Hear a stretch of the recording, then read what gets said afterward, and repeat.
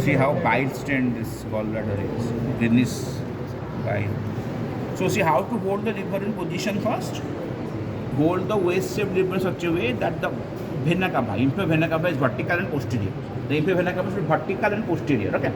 Then the broad base of the waist should be towards the right, and the narrow apex towards left, and the upper surface should be convex, concave, convex. Now this is not an exact in the exact form, but the upper surface, like here you can see, you can find the upper surface should be convex and concave and convex. So what you get here, path of borders and surface. Part is facing front, anterior surface. Part is facing above, superior surface. Part is facing towards right on the lateral side, right lateral surface. Part is facing behind posterior surface. Part is facing below inferior surface. Borders, posterior superior border, intervening between superior surface, posterior surface. Posterior inferior border, intervening between posterior surface and inferior surface. But this is really vague. You can't define it really well. And the sharpest border is inferior border. Inferior border. That separates the inferior surface from the anterior surface and right lateral surface. Okay. Then relations on the superior surface, left side, sorry, on the right side, right dome of diaphragm, above the right lung and pleura. On the left side, left dome of the diaphragm, above the left lung and pleura, in the middle, heart and pericardium. Okay. Then heart is on the anterior surface, right side, right costal margin, left side, left costal margin, in the middle, G4 process. Heart is on the right lateral surface, first there is diaphragm, then the ribs. Which ribs? 7 to 11. In between them, we can have 3 thirds. Upper third, that goes lungs and pleura, then lung is finished, so in the middle third, you get only pleura, then in lower third, is no lungs, no pleura. Okay. Then what are, now this is important, the features on the posterior surface of liver. So for that, start on the right side, go to left. This is the bare area. Bare area means without peritoneum. The bare area is the area that is largest non-peritoneal area. The largest area without peritoneum. Okay. So they ask you what are the boundaries. See, the base, this is triangular, the bare area. Base is formed by inferior vena cava. Base is formed by inferior vena cava. Okay. Then apex, from the apex to diaphragm passes the right triangular ligament. On the lower, on the upper part, there is superior coronal ligament that gets reflected from the liver to the diaphragm. On the lower part, there is inferior coronal ligament that gets reflected from the liver to right kidney. Okay, so these are the boundaries of the bare area. Then to the left of it, we get inferior vena cava. That is in a groove. Then this is caudate lobe. Okay, and this is caudate process. The junction between left margin and lower corner of the lower margin of the caudate lobe gives rise to process. This is called caudate process. This is the caudate process. So this is the caudate process that arises from the junction of right margin and the lower margin of the caudate lobe. Then there is a fissure here with a ligament. This fissure is called fissure for ligamentum venosum. What is inside?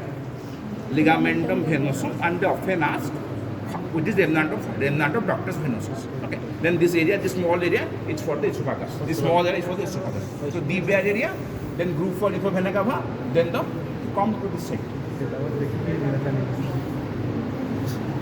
Here for some problem. This is the bare area. This is inferior vena cava, caudate lobe, then fissure for ligamentum venosum, then esophageal impression. Then for the inferior surface, start from left, go to right. This whole area is for the stomach. Okay. Now see, you can see a fissure here. Yes. See, this fissure is for ligamentum teres hepatis. Ligamentum teres hepatis. They are the remnant of obliterated left umbilical vein. That you remember. Okay, we will read that in theory. Then this lobe is quadrate lobe.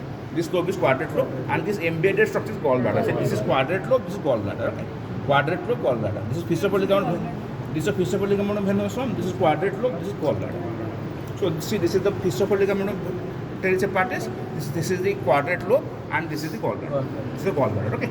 Now, fissure for ligamentum venosum. This is quadrate lobe and the gallbladder. Now here they ask what are the relations of quadrate lobe.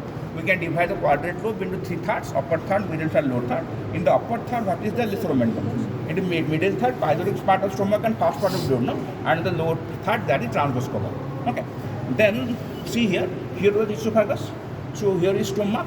Here is pyloric part of stomach and first part of duodenum, and just next to gallbladder, this is the place for the junction of first and second part of duodenum. Then here from second part of the vertical, that goes down vertically. Okay. Then here a transverse colon. This is the place for the right coliflexor. Okay. And this is the area for the right kidney and right suprarenal gland. Okay. And then this is gallbladder. They ask few things about it. Volume 30 to 50 milliliter. Parts, fundus, body, neck. Duct is called cystic duct. Artery is called cystic artery. Vein is called cystic vein. Okay. Then here you see this area, which I have proved is very commonly proved in the exam spotting. Here you can find a bunch of structures. This is porta hepatis. Porta hepatis, and what passes through it from before backward duct, artery, vein. Right and left hepatic duct, right and left hepatic portal, portal vein. Sorry, duct, artery, vein. So duct is right and left hepatic duct, artery is right and left hepatic artery, vein is portal vein, right and left branches or division. Don't better to call divisions instead of branches, because branches are for artery. Okay. And this impression on the inferior surface, a bit elevated, is called tuberomental of liver that faces towards tuberomental of pancreas. Then here they ask about true and false ligament. What are the true ligaments? Only two. No embryonic remnants. They ask what are true ligaments? These are embryonic remnants. They are ligamentum venosum over here, ligamentum venosum, and over here ligamentum teres hepatis. Okay. Then false ligaments, lesser omentum.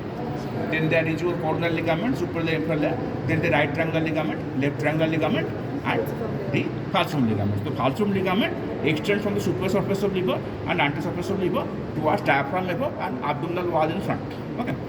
And then this is the coronal ligament. Superior gets reflected from the liver to the diaphragm, inferior from the liver to the right kidney. Okay. And the right triangular from right lobe liver to diaphragm, left triangular remnant is here from the left lobe of the liver to the diaphragm. Okay. Then lesser omentum is attached here along the visceral ligamentum venosum, and left side porta hepatis, L side to JSF, whatever you call as per the both.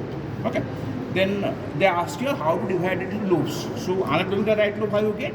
You combine the visceral ligamentum venosum or visceral ligamentum teres with falciform ligament. That line divides into anatomical right and left lobe. To draw the line for the physiological right and right lobe, join the groove for liver vena cava with the fossa for gallbladder. It is called cholesterol vena cava line. The cholesterol vena cava line divides the liver into physiological right and left lobes. Then there is quadrate lobe, and an occasional lobe for reader's lobe, that is a tongue-like projection. If it is present, it is attached to infravertebral. That is abnormal. That is abnormal, not always present. Not always. Then, what is the source of nutrition of liver? A very common question. About 70% portal vein, 30% from hepatic artery. These are the standard questions. Then rest, if you are answering well, they may go to histology. They may go for the development hepatic bird, okay, pars hepatica, pars cystica, like that.